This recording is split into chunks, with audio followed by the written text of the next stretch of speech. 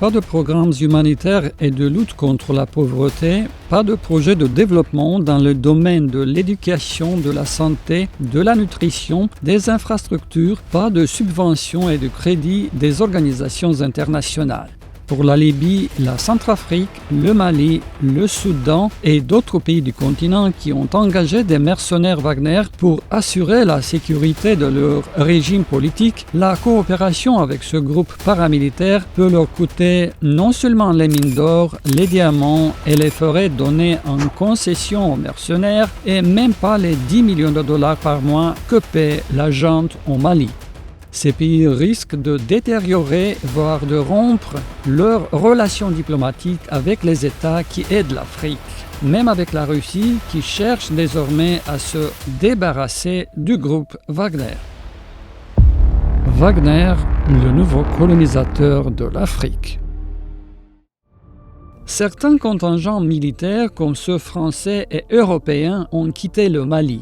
Ils ont aidé l'armée locale depuis 2013 dans la lutte contre les militants de l'État islamique et d'Al-Qaïda.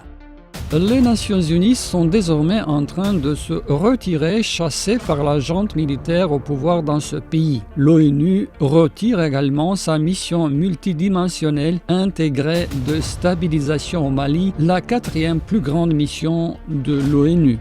En raison de ces événements, du nombre croissant de meurtres, de vols, d'agressions sexuelles et de tortures commis par des mercenaires Wagner, mais aussi des problèmes de sécurité causés par le groupe paramilitaire russe, les organisations internationales sont contraintes de réduire leurs activités dans les pays africains où les mercenaires Wagner opèrent. Ils risquent même d'interrompre leur mission. La collaboration avec les mercenaires Wagner risque également de menacer les relations avec la Fédération de Russie, dont la République centrafricaine, la Libye, le Mali et le Soudan ont fait des alliés. La Russie ne soutient plus le groupe Wagner et cherche des solutions pour affaiblir son influence, voire l'éliminer. Les problèmes ont commencé après la tentative de coup d'État en Russie en juin 2023, organisée par Wagner. L'assassinat du chef du groupe Evgeny Prigojine et de certains de ses adjoints en août de la même année, les tentatives du ministère russe de la Défense d'absorber et de contrôler le groupe paramilitaire, les discussions du ministère russe avec les pays africains sur une nouvelle collaboration et l'annulation des accords avec Wagner, ainsi que les actions d'élimination, y compris physique, des mercenaires présents en Afrique qui s'y opposent, confirme l'opinion selon laquelle la Russie ne souhaite plus que les pays africains collaborent avec le dit groupe.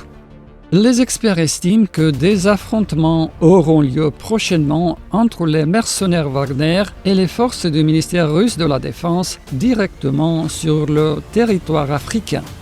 Chassés et laissés sans financement du Kremlin et des gouvernements locaux, les restes du groupe Wagner, notamment ceux de Libye, de Centrafrique, du Mali et du Soudan, chercheront un autre bailleur de fonds. Et il ne leur sera pas difficile de le trouver, car dans les pays africains, les guerres civiles, les coups d'État et la déstabilisation sont une chose courante.